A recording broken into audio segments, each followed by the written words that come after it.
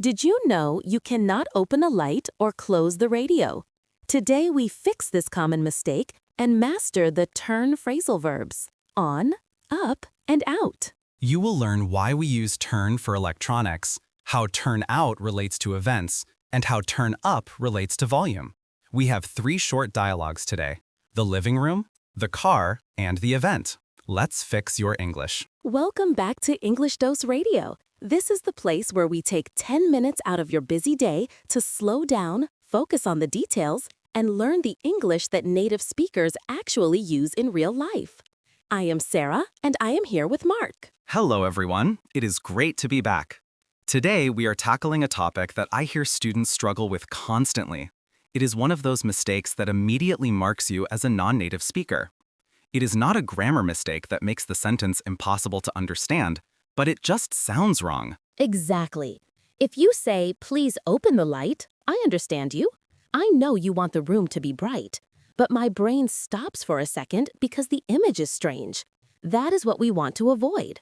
We want your English to be smooth and invisible, so people focus on your ideas, not your word choice. So, let's start with the logic.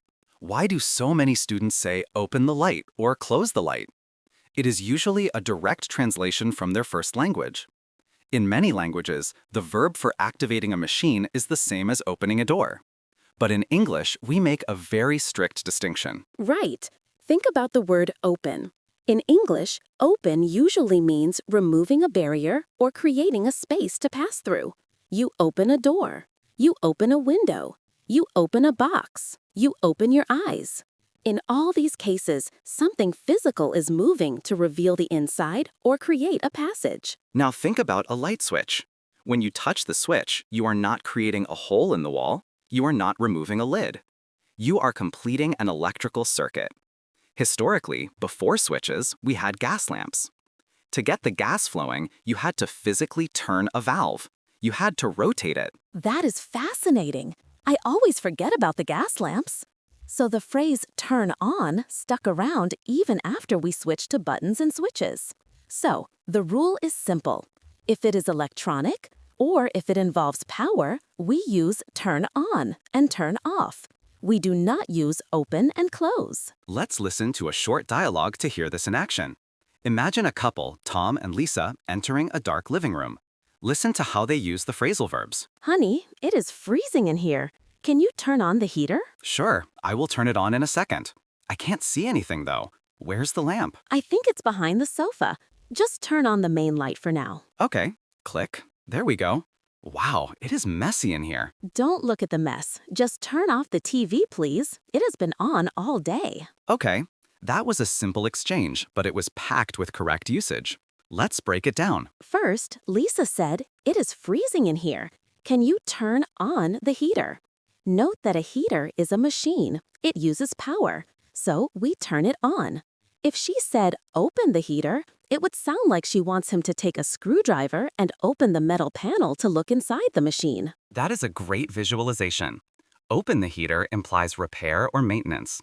Turn on the heater implies function and warmth. Then I said, I will turn it on in a second. Notice the placement of the word it. When we use a pronoun like it with a phrasal verb, we usually put it in the middle. Turn it on, not turn on it. That is a crucial detail for sounding natural. Turn it on. Then Lisa said, "Just turn on the main light for now." Again, lights are powered. We turn them on. And finally, she asked him to turn off the TV. We don't close the TV. If you close the TV, maybe you are talking about closing a laptop screen or perhaps putting the TV in a box. But to stop the power, we turn it off. Before we move to the next section, I want to remind you that if you are enjoying this breakdown and want to stop making these small errors, please consider subscribing to the channel. We produce these episodes daily to help you build a habit of better English. It really helps us keep the radio running. Now, let's move to the second dimension of turn. This is where we talk about intensity. We are talking about turn up and turn down. This is another area where I hear open used incorrectly. Students often say, "Can you open the voice?" or "Can you open the sound?" This creates a very confusing image for a native speaker. We never open a sound. The logic here goes back to that gas valve, or the old radio knobs. When you wanted more gas or more volume, you had to rotate the knob upward or clockwise. So we say turn up. When we want less, we say turn down. This applies to volume, heat, brightness, and speed. Let's hear this in a context. We're in a car. Two friends are driving to the beach. I love this song. Turn it up. Is that okay? It's pretty loud. It's fine. Oh, wait, turn it down a little bit. I think my phone is ringing. Okay, turning it down. Is it your boss? No, it's just a notification. You can turn the music back up. Actually, can you turn up the AC? It is getting hot in here. All right, let's analyze that. The first line was pure energy. Turn it up. This is a very common phrase. You will hear this at parties and cars and clubs. It simply means increase the volume. Notice again the pronoun placement, turn it up. If you use the noun, you can say turn up the music or turn the music up. Both are perfectly fine, but with it must be in the middle. Then Lisa changed her mind. She said, turn it down a little bit. This is the opposite, decrease the volume.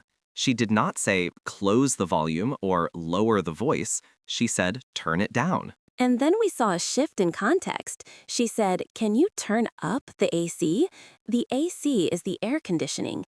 Here, turn up implies increase the power or increase the coldness. This can be tricky. If you turn up the AC, does it get hotter or colder? That is a great question. Usually, if you turn up the AC, you are increasing the fan speed or the intensity of the cooling, so it gets colder. If you turn up the heater, it gets hotter. You are turning up the function of the machine. So, rule of thumb, turn up means more, turn down means less. This works for the brightness on your phone screen, the volume on your computer, the heat on your stove, and the speed of a fan. Now we are going to look at the third and perhaps most interesting phrasal verb of the day, turn out. This one is different because it often has nothing to do with knobs or switches. Right. Turn out has two very distinct meanings that cause confusion. One is old-fashioned and relates to lights, and the other relates to results and events. This is the advanced section of today's dose. Let's handle the light meaning first because it connects to what we just learned. You might hear someone say, turn out the lights before they go to sleep. This basically means turn off. It is slightly more poetic or old-fashioned, but it is still used. However, you cannot say turn out the TV or turn out the computer. It is almost exclusively used for lights. But the more common usage, and the one that will make you sound fluent, is using turn out to describe a result or an ending to a story. It replaces phrases like the result was or it ended up being. Let's listen to a dialogue to understand this. Two friends are talking about a blind date that happened last night. So, how was the date? You were so nervous yesterday. It actually turned out great. I was worried we wouldn't have anything to talk about, but it turned out we went to the same high school. No way! That is such a coincidence. I know.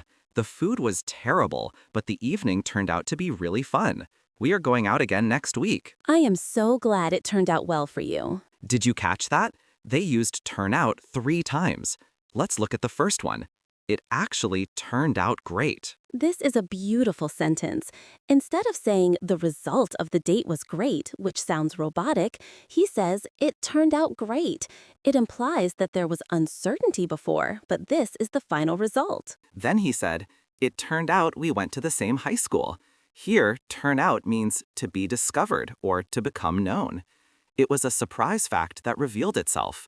You could say, we discovered that we went to the same high school, but it turned out we went to the same high school is much more casual and natural. And finally, the evening turned out to be really fun. This is a pattern you can memorize. It turned out to be adjective. The movie turned out to be boring. The meeting turned out to be short. The cake turned out to be delicious. So, to recap, turn out. Use it when you are telling a story and you want to describe the surprise ending or the final result.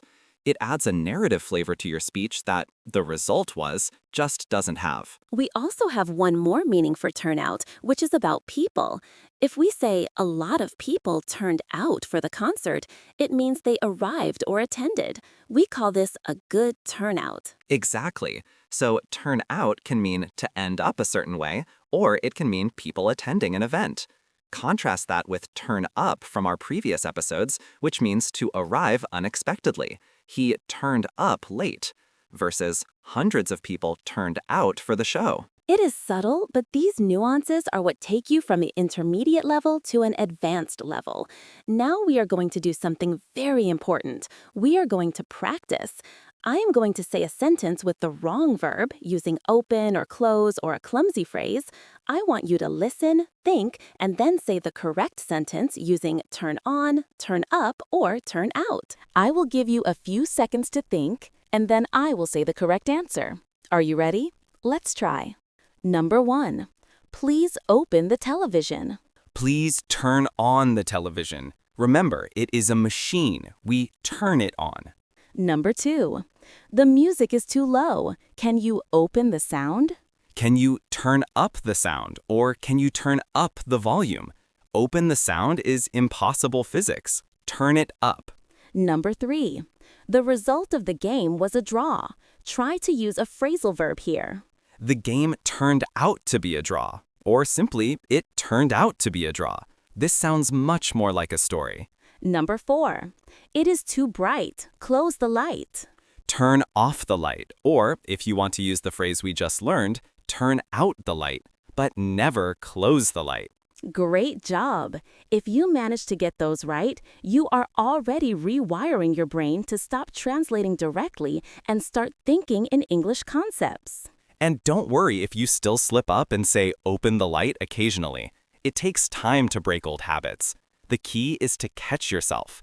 When you reach for the switch, say to yourself, turn on. Make it a conscious action. Before we finish, I want to give you a little challenge for today. Look around your room right now. Find 3 things you can turn on. Maybe your computer, a lamp, a fan. Point to them and say the sentence out loud. I can turn on the fan. I can turn up the heat. Connecting the physical object with the English words is the fastest way to learn. And if you have a story to tell a friend today, try to use turn out to describe the ending. Even if you are just texting, I tried a new recipe and it turned out awful.